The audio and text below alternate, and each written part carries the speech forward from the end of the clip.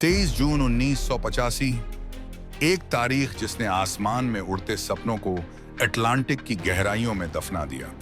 हजारों फीट ऊपर एक विमान था और पल भर में वह चीखों और धुएं के गुबार में तब्दील हो गया, एक ऐसा मंजर जिसे आज भी याद कर रूह कांप उठती है। 23 जून 1985 का दिन विमानन इतिहास के सबसे काले पन्नों में दर्ज है।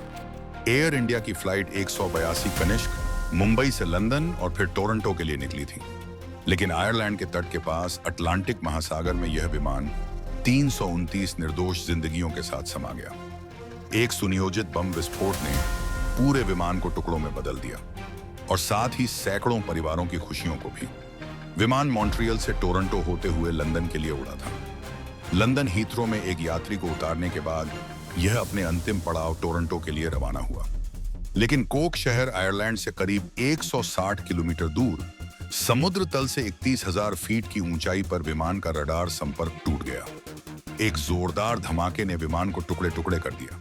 मलबा और शव आयरिश तट पर बिखर गए। इस हादसे में 307 यात्री, जिनमें 268 कनाडाई नागरिक, 27 ब्रिटिश और अधिकांश भारतीय मूल के थे, और 22 चालक दल के सदस्य मारे गए।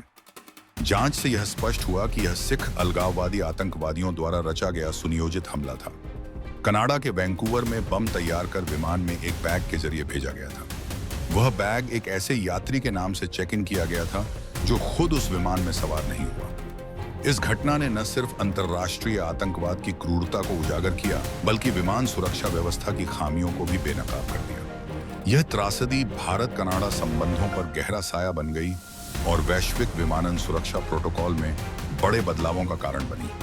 आज भी एयर इंडिया फ्लाइट 182 की यह घटना दुनिया की सबसे भयावह विमान दुर्घटनाओं में गिनी जाती है, जिसने सैकड़ों परिवारों को कभी न भरने वाला जख्म दिया।